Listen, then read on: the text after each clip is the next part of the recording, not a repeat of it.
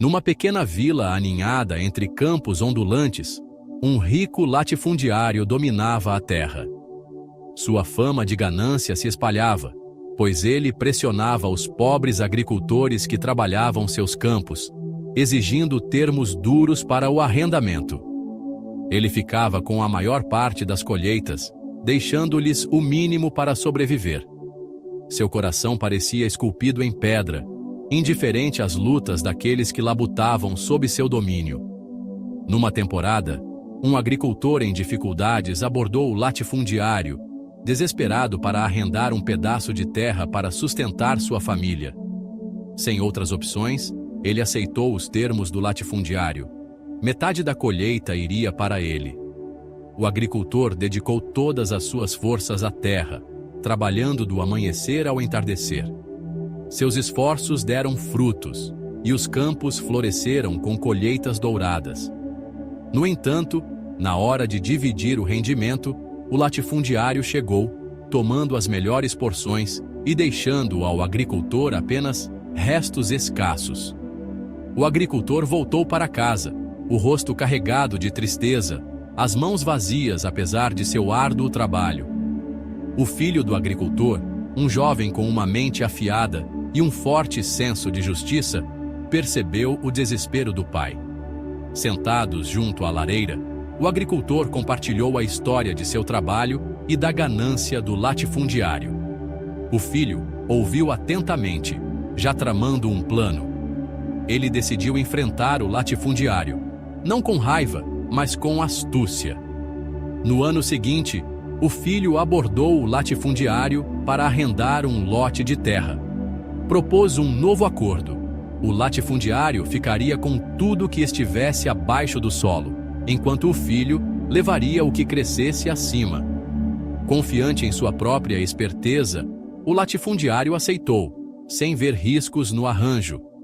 O filho escolheu plantar trigo naquela temporada. Ele cuidou dos campos com esmero e, na época da colheita, os talos dourados estavam altos. Fiel ao acordo, o filho colheu os valiosos grãos acima do solo, deixando apenas as raízes para o latifundiário. Quando este chegou, esperando uma parte farta, encontrou apenas raízes inúteis. Seu rosto escureceu de fúria, mas o acordo era inquestionável. Determinado a superar o jovem, o latifundiário propôs um novo acordo para a próxima temporada. Desta vez, ele ficaria com tudo acima do solo, enquanto o filho poderia ter o que estivesse abaixo. O filho assentiu, com uma expressão calma. Naquele ano, ele plantou batatas. Cuidou da plantação com a mesma dedicação, e quando chegou a colheita, o latifundiário reivindicou ansiosamente as folhagens acima do solo. Mas o verdadeiro tesouro, as batatas robustas, estava enterrado, pertencendo inteiramente ao filho. O latifundiário, com nada além de folhas murchas, sentiu sua raiva ferver, mas, novamente, não podia contestar os termos. Obcecado por vencer, o latifundiário bolou um plano que acreditava ser infalível. Para a próxima temporada, declarou que levaria tanto o que crescesse acima quanto abaixo do solo, deixando ao filho apenas o que estivesse entre os dois. O filho, sem se abalar, aceitou os termos com um sorriso sereno. Desta vez, plantou cana-de-açúcar. Cuidou dos talos altos com precisão e, na colheita, cortou cuidadosamente as seções suculentas do meio, deixando as copas folhosas e as raízes fibrosas para o latifundiário. Mais uma vez, o latifundiário ficou com uma parte inútil, seu orgulho desmoronando sob o peso de sua própria ganância.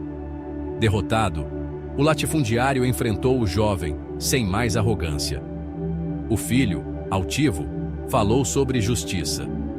Explicou que os agricultores, que dedicavam suas vidas à terra, mereciam respeito e tratamento justo, pois eram eles que criavam a riqueza. Suas palavras, sem malícia, apenas com verdade, perfuraram o coração endurecido do latifundiário. Pela primeira vez, ele viu o custo de sua ganância, não apenas para os agricultores, mas para a vila, que definhava sob sua mão pesada. uma mudança brotou no latifundiário. Ele começou a enxergar a sabedoria nas ações do jovem, não apenas por superá-lo, mas por mostrar um caminho melhor. Anunciou novos termos. Os agricultores poderiam arrendar suas terras a preços justos, e ele pagaria salários honestos pelo trabalho. A vila, antes sufocada pela ganância, começou a prosperar. Os campos floresceram com abundância. E os agricultores trabalhavam com esperança renovada, seus fardos aliviados. O filho, agora uma figura respeitada, era admirado não apenas por sua inteligência, mas por sua coragem em defender o que era certo.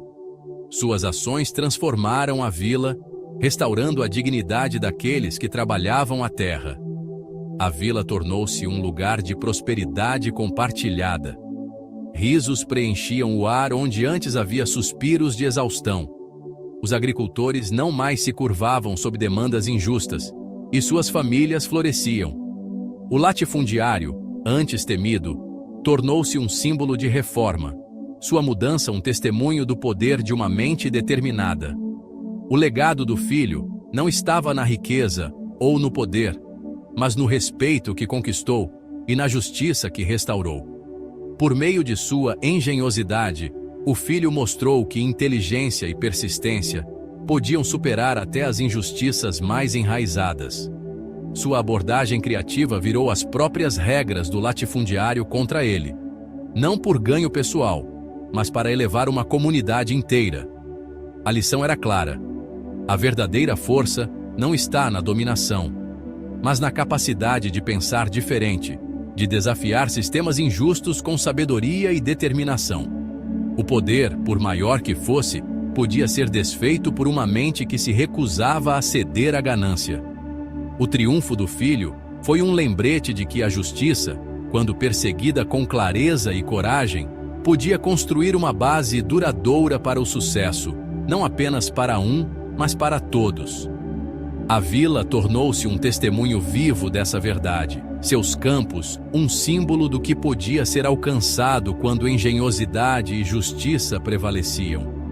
A história do filho se espalhou, não como um conto de vitória sobre um homem, mas como um farol de esperança para aqueles que enfrentavam suas próprias lutas. Ensinava que o caminho para a mudança muitas vezes começa com um único passo astuto, dado com o coração voltado para a justiça.